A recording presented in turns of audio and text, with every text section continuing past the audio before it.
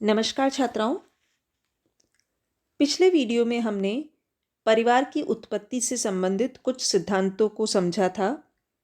यानी अलग अलग विद्वान जो अलग अलग मत रखते हैं या जिनकी अलग अलग राय है परिवार की उत्पत्ति के संबंध में, उनसे संबंधित सिद्धांत हमने उनके बारे में चर्चा की थी।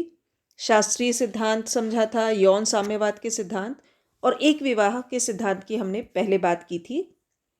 परंतु परिवार की उत्पत्ति से संबंधित और भी कुछ ऐसे सिद्धांत हैं जो कि बहुत प्रमुख हैं और बहुत जो प्रसिद्ध मानवशास्त्री हैं और समाजशास्त्री हैं, उन्होंने इन सिद्धांतों का उल्लेख किया है।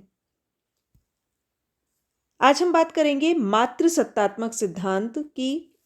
मैट्रियार्कल थ्योरी या मातृ सत्तात्मक सिद्धांत जो है परिवार की उत्पत्ति से रिलेटेड, उसमें ब्राइफॉल्ट, बेकोफन और टाइलर, ये तीन प्रमुख विद्वान हैं जिनके मत हम यहाँ पर डिस्कस करने वाले हैं। इन सभी विद्वानों का मानना है कि परिवार की उत्पत्ति जब हुई तो वो सबसे पहले उसका जो स्वरूप था वो मातृसत्तात्मक था। जो शास्त्रीय सिद्धांत है वो पितृसत्तात्मक परिवार की बात करता है, परंतु मातृसत्तात्मक सिद्धांत ये कहता है कि प्रारंभिक तौर पर परिवार जो है वो माताओं की सत्ता में डेवलप हुआ था। ब्राइफॉल्ट जो है, उन्होंने एक पुस्तक लिखी है द मदर्स। उसमें वो वेस्टरमार्क के सिद्धांत को उपयुक्त नहीं मानते और उन्होंने अपना एक नया सिद्धांत प्रस्तुत किया है।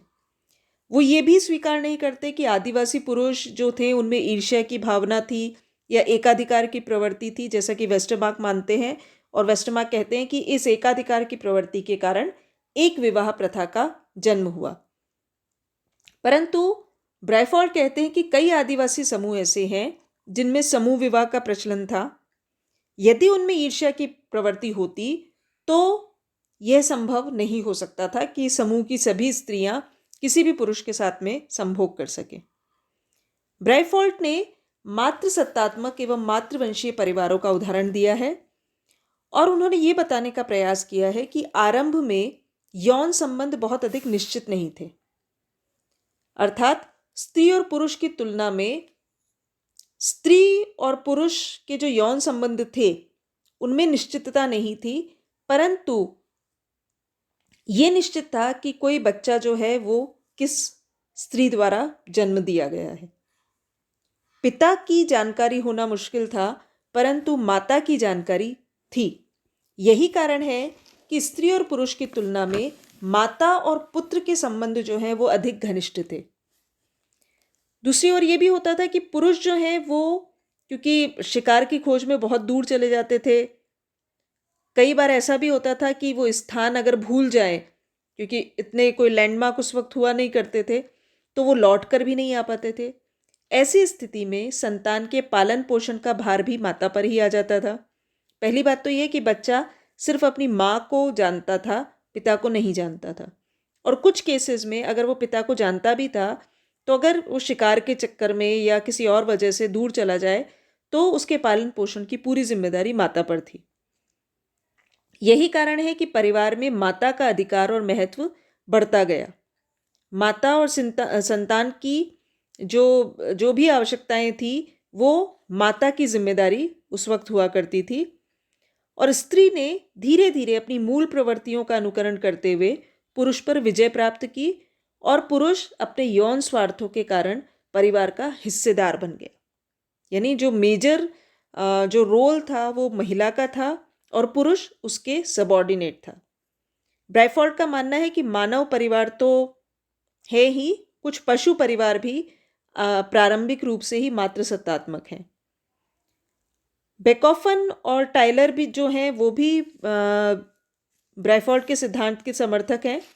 बेकोफन का मानना है कि शिकारी अवस्था में पुरुष शिकार की खोज में जब दूर चले जाते थे और बच्चों के भरण पोषण और रक्षा का भार माता पर आ जाता था, तो धीरे धीरे परिवार में माँ का स्थान महत्वपूर्ण हो गया।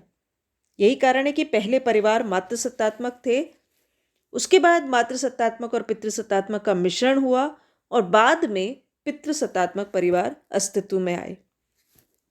परंतु विकास काल के दौरान माता की पारिवारिक भूमिका जो है वो हमेशा से महत्वपूर्ण रही है। उसके बाद धीरे धीरे अलग अलग भौगोलिक परिस्थितियों, सामाजिक सांस्कृतिक परिस्थितियों के कारण परिवार के अलग अलग स्वरूप का जन्म हुआ, परंतु प्रारंभिक परिवार जो है वो मातृसत्तात्मक ही थे। उद्विकासीय सिद्धांत जो है, इसमें दो विद्वानों का विचार प्रमुख रूप से हमें समझना है, बेकोफन और लुई मॉर्गन।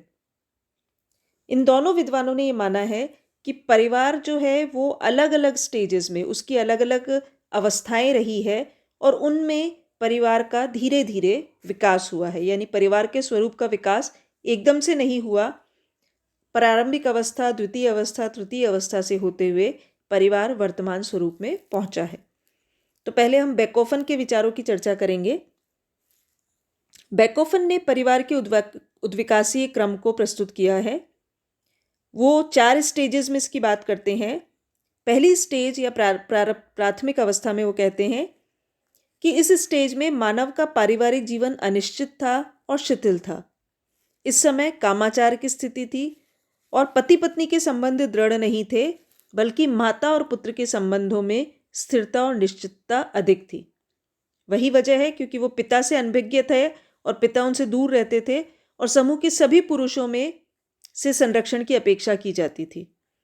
इसे बेकोफन परिवार का आदिकालीन स्वरूप कहते हैं। सेकंड स्टेज में समय के साथ साथ कुछ परिवर्तन हुए। इस समय मानव जो है वो भरण पोषण के लिए पूर्णतया प्रकृति पर निर्भर था। उसका जीवन जो है वो धीरे धीरे कठोर और संघर्षपूर्ण हो गया था। ऐसी स्थिति में पुरुषों की तुलना में स्त्रियां और भी अधिक कमजोर हो गई और बालिका वध की प्रथा प्रचलित हुई, क्योंकि पुरुष जो है वो तो अपने शारीरिक बल से किसी प्रकार से भोजन जुटा सकते थे, इसलिए वो बालिकाओं का वध करने लगे। जो उनके लिए काम का नहीं है उसका वध कर दिया जाए। यही कारण है कि स्त्रियों की संख्या जो है वो कम हुई और पुरुषों की अधिकता हुई। जो सेक्स रेशो है वो गड़बड़ा गया और धीरे धीरे बहुपति प्रथा का जन्म हुआ।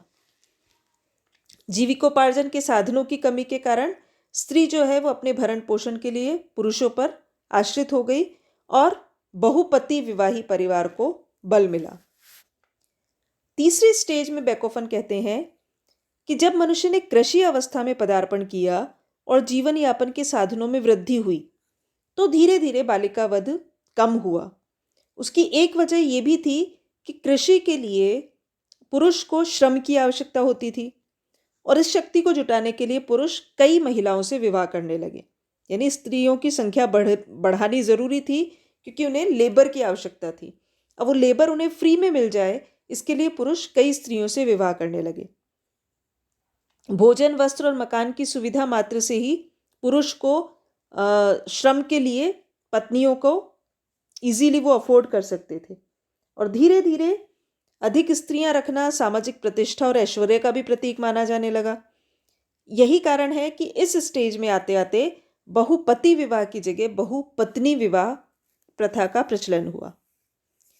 चौथी स्टेज में सभ्यता का उदय हुआ, सांस्कृतिक विकास हुआ और इसके साथ साथ विवाह और परिवार के जो विचार थे, विवाह और परिवार से संबंधित विचार जो थे, उनमें बहुत रेडिकल चेंजेस आए, क्रांतिकारी परिवर्तन आए। स्त्रियों ने पुरुषों के समान अधिकारों की मांग की। शिक्षा के प्रचार प्रसार से सामाजिक न्याय और नैतिक विचारों का आगमन हुआ और यहीं से एक विवाही परिवार की पुष्टि हुई।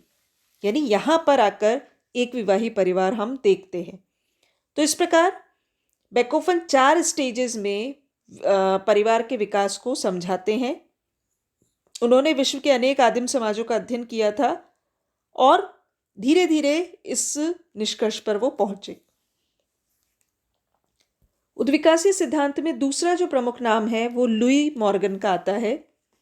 ये एकमात्र आधुनिक लेखक हैं जिन्होंने मानव परिवार के उद्विकास को योजनाबद्ध रूप से प्रस्तुत करने का प्रयत्न किया है।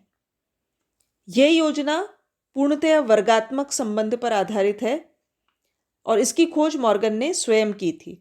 उन्होंने परिवारों के बारे में बताया है कि किस किस प्रकार के परिवार स्टेप बाय स्टेप समाज में आए। सबसे पहले वो बात करते हैं समरक्त परिवारों की। ये जो परिवार का प्रकार था, इसमें यौन संबंध स्थापित करने में कोई सामाजिक नियम या प्रतिबंध नहीं थे। यानी कोई भी व्यक्ति किसी से भी यौन संबंध स्थापित कर सकता था। इवन भाई बहनों के भी यौन संबंध स्थापित हो सकते थे।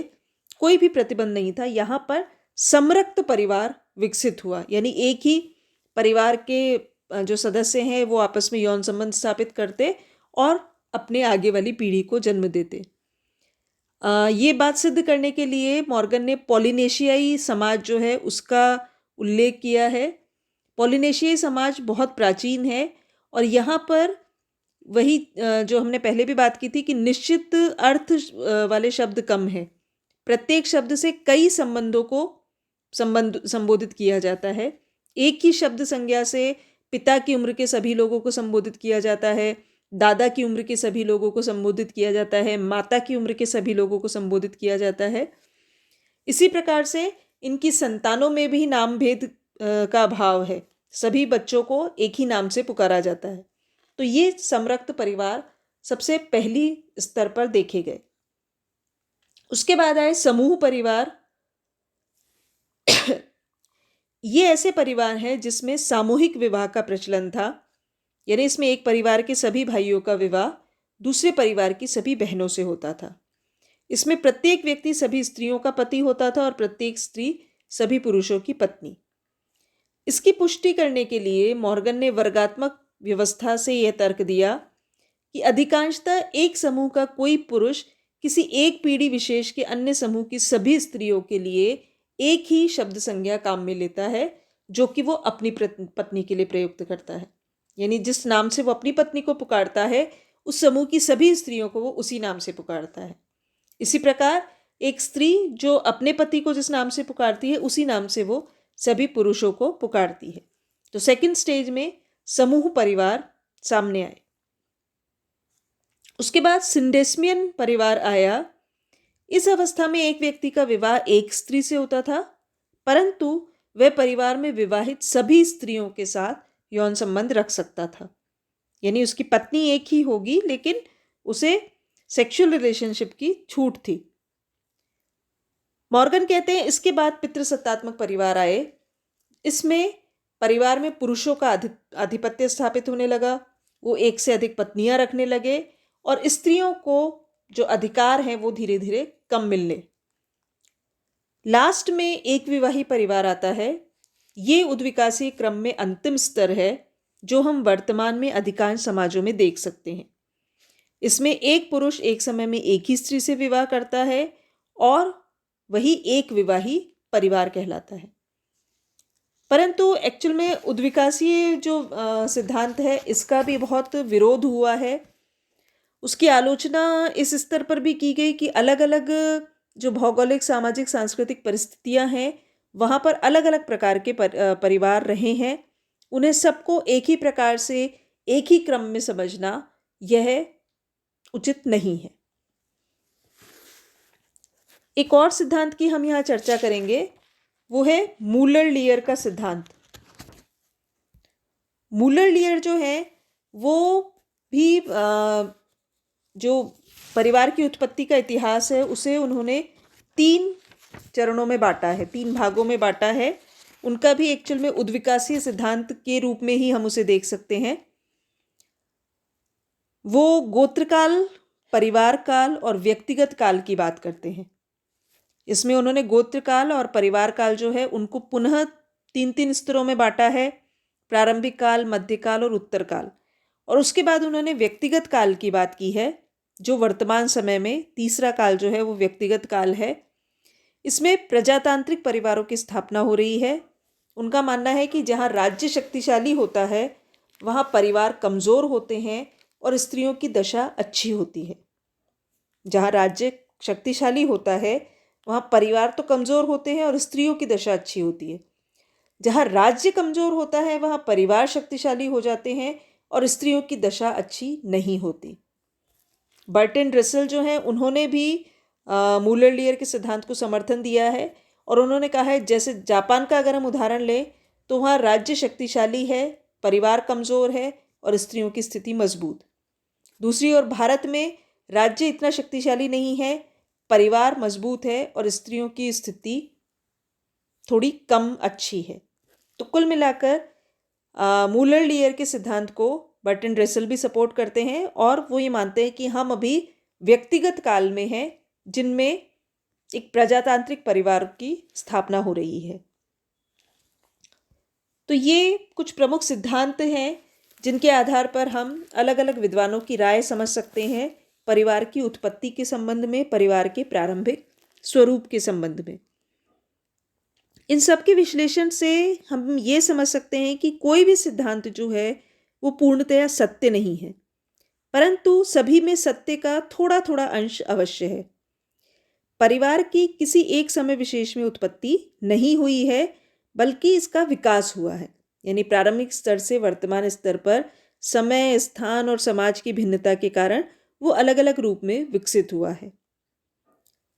मैकाइवर और पेज जो है उन्होंने लिखा है कि परिवार की इस दृष्टि से कोई उत्पत्ति नहीं हुई है कि मानव जीवन की कभी कोई ऐसी अवस्था थी जिसमें परिवार नहीं पाया जाता, अथवा कोई दूसरी अवस्था ऐसी थी जिसमें परिवार का उदय हुआ। उनका मानना है परिवार एक सार्वभौमिक संस्था है जो कि मानव जीवन के साथ साथ अपने आप विकसित होती गई है। परिवार की उत्पत्ति में अनेक कारणों का योगदान रहा है। यौन इच्छाओं की पूर्ति, बच्चों के लालन पोषण और संतानोत्पत्ति की कामना, इन सब के कारण धीरे धीरे मनुष्य ने परिवार बसाया। एक मानसिक संतुष्टि, भावनात्मक सहयोग के लिए उसने एक परिवार की स्थापना की। अपना नाम और वंश चलाने की इच्छा, वृद्धावस्था, बीमारी और संकट में सुरक्षा के लिए व्यक्ति संतान पैदा करता और संतानों के भरण पोषण, आर्थिक सुरक्षा, संरक्षण के लिए उसने परिवार रूपी संस्था का प्रारंभ किया। तो कुल मिलाकर इन्हीं आधार पर हम समझ सकते हैं कि परिवार जो है एक सार्वभौमिक संस्था है जो कि किसी न किसी स्वरूप में हर समाज में विद्यमान रही है। उसकी उत्पत्ति के कारण कमोबेश अलग अलग हो सकते हैं। धन्यवाद।